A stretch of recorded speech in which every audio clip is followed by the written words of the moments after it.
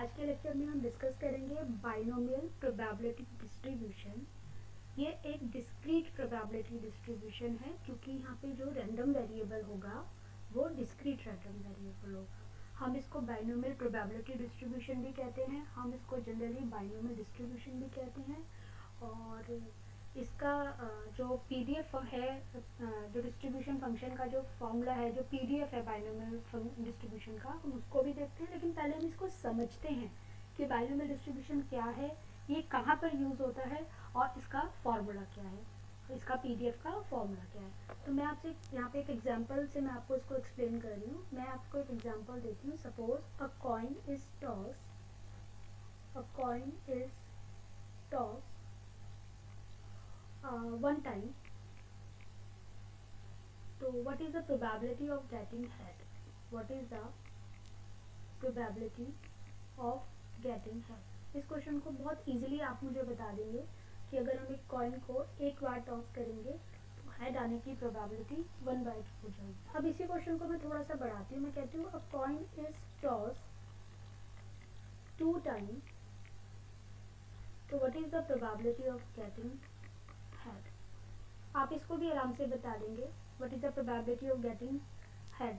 1 head आने की probability क्या होगी या 2 हेड आने की प्रोबेबिलिटी क्या होगी? कॉइन को मैंने 2 टाइम्स टॉस किया, तो what is the probability of getting 1 head? एक बार हेड आए, इस बात की प्रोबेबिलिटी क्या होगी? इसी क्वेश्चन को हम कह रहे हैं, फिर से हम थोड़ा सा बढ़ा देते हैं। अ coin is toss 3 times, what is the probability of getting 1 head? तो यहाँ पर 1 हेड आने की प्रोबेबिलिटी क्या है? अब जो क्वेश्चन है ये थोड़ा सा कॉम्प्लिकेटेड होता जा रहा है। 3 टाइम्स हम कॉइन को टॉस कर रहे हैं, 2 टाइम्स। आप 3 टाइम्स भी बता देंगे, आप 2 टाइम्स भी बता देंगे, आप 1 टाइम्स भी इजीली बता देंगे। प्रोबेबिलिटी का जो ट्रेडिशनल कैलकुलेशन का तरीका है उससे, ठीक। थोड़ा सा 3 टाइम्स में आपको सैम्पल स्पेस बनाने में टाइम लगेगा, 4 टाइम्स के लिए सैम्पल स्पेस और बड़ा हो जाएगा। तो जैसे जैसे हम नंबर ऑफ टाइम्स को बढ़ाते जाएंगे, ट्रायल्स को बढ़ाते जाएंगे, वैसे वैसे इसका सैम्पल स्पेस बनाना या इसको सॉल्व करना थोड़ा क्या काफ़ी कॉम्प्लिकेटेड होना शुरू हो जाएगा। अगर इसी क्वेश्चन को हम इस तरह से लिखें, अ कॉइन इज टॉस्ड 20 times, तो what is the probability of getting 15 heads? 15 heads आने की क्या प्रोबेबिलिटी होगी, या एटलीस्ट 15 हेड, कम से कम 15 हेड्स आने की प्रोबेबिलिटी क्या होगी, या एट मोस्ट 15 हेड्स, ज़्यादा से ज़्यादा 15 हेड्स आने की प्रोबेबिलिटी क्या होगी? तो अब ये जब नंबर ऑफ ट्रायल्स बढ़ते जाएंगे तो ये ट्रेडिशनल प्रोबेबिलिटीज़ के तरीके से, जिनको हम यहाँ तक सॉल्व कर पा रहे थे, ये वाला पार्ट ट्रेडिशनल प्रोबेबिलिटी के तरीके से सॉल्व होने में कॉम्प्लिकेटेड हो जाएगा, दिक्कत करेगा, है ना, बहुत मुश्किल सा हो जाएगा। तो इस टाइप के क्वेश्चंस को जब हमें करना है, इस टाइप के न्यूमेरिकल्स में प्रोबेबिलिटी के क्वेश्चंस को करने के लिए फिर हम बाइनोमियल प्रोबेबिलिटी डिस्ट्रीब्यूशन का यूज़ करते हैं। तो बाइनोमियल प्रोबेबिलिटी डिस्ट्रीब्यूशन कब यूज़ हुआ? जब number of trials are large but they are finite. जब हम ट्रायल को, नंबर ऑफ ट्रायल्स को बढ़ा रहे हैं, लार्ज कर रहे हैं, बट फाइनाइट तक कर रहे हैं, उसको इन्फिनिटी तक नहीं कर रहे हैं, हम सिक्के को इनफाइनाइट टाइम्स नहीं टॉस कर रहे हैं, हम इसको 20-30 बार टॉस कर रहे हैं। तो जो नंबर ऑफ ट्रायल्स है वो हमारा लार्ज हो रहा है। जब number of trials are getting large but it is finite, तो बाइनोमियल प्रोबेबिलिटी डिस्ट्रीब्यूशन वहाँ पर यूज़ होगा। तो हम देखेंगे कि हम इसको कहाँ कहाँ यूज़ कर सकते हैं। तो जो पहला हमने समझा कि ये कहाँ पे यूज़ हुआ, जब number of trials are large but they are finite. जब वो फाइनाइट है तब हम बाइनोमियल प्रोबेबिलिटी डिस्ट्रीब्यूशन को यूज़ करेंगे। दूसरा जो है यहाँ पर, each trial has 2 possible outcome usually called success और फेलियर। ये सबसे इम्पॉर्टेंट पॉइंट है इस लेक्चर का, कि यहाँ पर जो ट्रायल्स के 2 ही पॉसिबल आउटकम्स आने चाहिए, सक्सेस और फेलियर, जिनका नाम हमने सक्सेस और फेलियर रखा है। तो पहले मैं इसको लिखती हूँ फिर एक्सप्लेन करती हूँ। Each trial, each trial has two possible outcomes, usually named success or failure. Success और failure,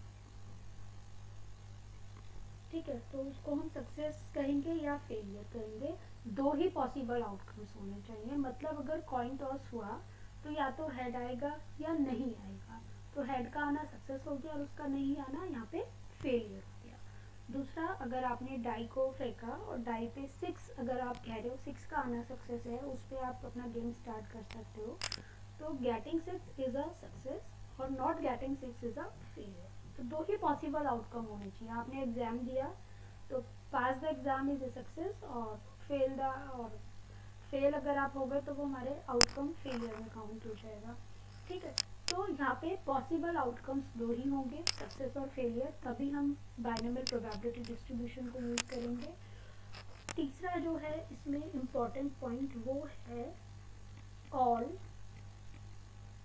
trials are independent.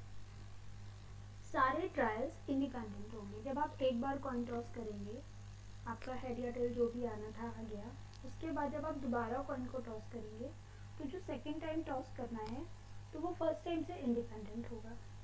First time से वो ट्रायल हमारा इंडिपेंडेंट होगा। तो ट्रायल जो है वो इंडिपेंडेंट होने चाहिए, they should not be depends on the previous trial. तो सारे ट्रायल्स हमारे यहाँ पे इंडिपेंडेंट होंगे। दूसरा, जो हमारा ट्रायल है वो म्यूचुअली एक्सक्लूसिव और एग्जॉस्टिव होना चाहिए। तो जो इवेंट्स है, sorry, events are mutually exclusive and exhaustive. Events are mutually exclusive and exhaustive। Mutually exclusive का मतलब है कि उनके अंदर कुछ भी कॉमन ना हो, है ना।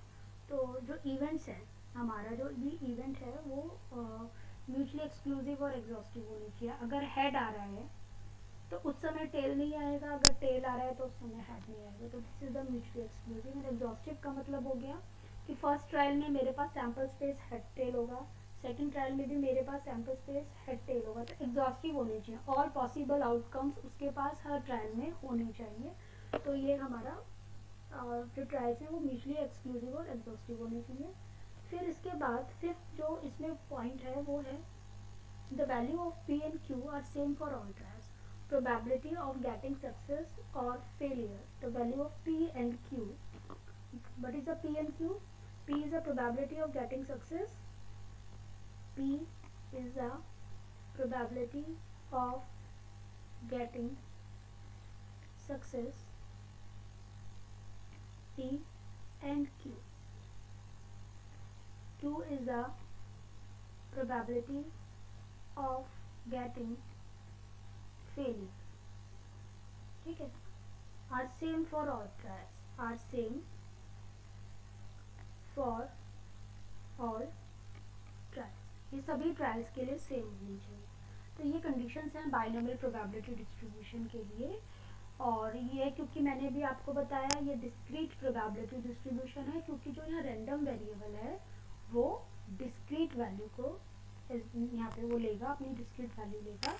तो ये डिस्क्रीट प्रोबेबिलिटी डिस्ट्रीब्यूशन है। तो सबसे पहला जो मेन पॉइंट है, बाइनोमियल प्रोबेबिलिटी डिस्ट्रीब्यूशन हम कब यूज़ करेंगे, जब नंबर ऑफ ट्रायल्स बड़े होंगे, लार्ज होंगे, लेकिन वो फाइनाइट होंगे।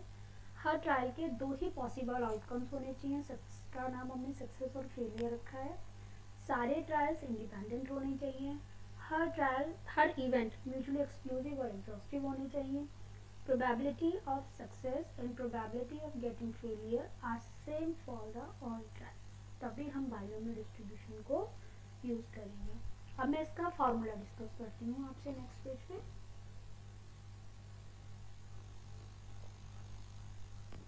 मान लीजिए for example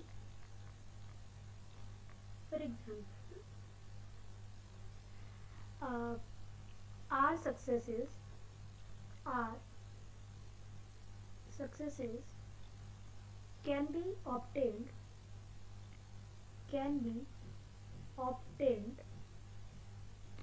in n trials can be obtained in n trials in NCR base. ठीक है, NCR बेस हमने n बार, हमारा जो n है वो नंबर ऑफ ट्रायल्स है. n नंबर ऑफ ट्रायल्स में से n is the number of trials. n number of trials में से मैंने n बार किसी एक्सपेरिमेंट को किया और r क्या है, r is the number of way, number of successes in n trials. n trials में से मुझे r टाइम सक्सेस मिला, r बार सक्सेस मिला. तो r बार सक्सेस n ट्रायल्स में से मुझे कितने तरीके से मिल सकता है. This is the NCR. NCR is the total number of ways of getting r successes in the from out of n number of trials. n number of trials में से r सक्सेस मिलना कितने तरीकों से हो सकता है, NCR वेज में से हो सकता है. ठीक, तो अब NCR वेज में से मुझे r सक्सेस मिल रही है. तो देखो कैसे पॉसिबल है. अगर मुझे r सक्सेस की प्रोबेबिलिटी निकालनी, probability of getting r success, तो NCR ways multiply probability of getting success. कितनी बार सक्सेस मिल रही है मुझे, r बार मिल रही है. तो probability of getting success p multiply p multiply p multiply p multiply इस तरह से r टाइम है ना, ये r टाइम्स हो गया. p मल्टीप्लाई है, ये हमें r की प्रोबेबिलिटी ऑफ सक्सेस क्या है, p है, और r सक्सेस मुझे मिली, तो ये r टाइम्स हो गया, r टाइम्स.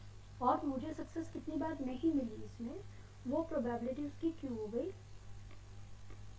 और n में से r टाइम्स मुझे सक्सेस मिली, तो कितनी बार सक्सेस नहीं मिली, n minus r times success नहीं मिली. ये गेटिंग द फेलियर हो गया. ठीक है, ये फेलियर हो गया, फेलियर होने की प्रोबेबिलिटी.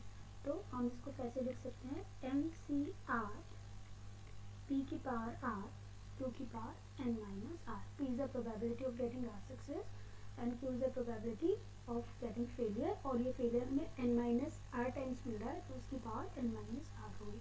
तो बाइनोमियल प्रोबेबिलिटी डिस्ट्रीब्यूशन का जो फॉर्मूला है, जो प्रोबेबिलिटी डिस्ट्रीब्यूशन फंक्शन है, हम उसको कैसे रिप्रेजेंट करते हैं. Probability random variable, probability of random variable r is NCR. ठीक, और p की पावर r q की पावर n माइनस r. तो ये हमारा बाइनोमियल प्रोबेबिलिटी डिस्ट्रीब्यूशन का फॉर्मूला बन गया. और ये हम कब कब अप्लाई करेंगे, ये हमने डिस्कस कर लिया. इसमें जो n है और p है, n and p are the parameters of binomial distribution. जो NMP है वो बाइनोमियल डिस्ट्रीब्यूशन के पैरामीटर्स हैं. मतलब इनकी वैल्यूज के बिना फिर हमारा बाइनोमियल डिस्ट्रीब्यूशन हम नहीं बना पाएंगे. ठीक है, R n हमें n तो हम डिस्कस कर ही चुके. What is n? n is the number of trials. मैं फिर भी लिख देती हूँ एक बार. n is the number of trials. फॉर्मूले में n is the number of trials which is large हो जाएगा लेकिन ये फाइनाइट वैल्यू को लेगा. p is the probability, r is the number of success in n trials. ठीक है, तो r की वैल्यू क्या हो सकती है, 0 सक्सेस भी मिल सकती है, 1 भी मिल सकती है, 2 भी मिल सकती है, 3 भी मिल सकती है. तो r की वैल्यू हो जाएगी. तो डिस्क्रीट वैल्यू को कंटेन करेगा, कंटिन्यूस वैल्यू को कंटेन नहीं करेगा. उसके बाद p probability of getting success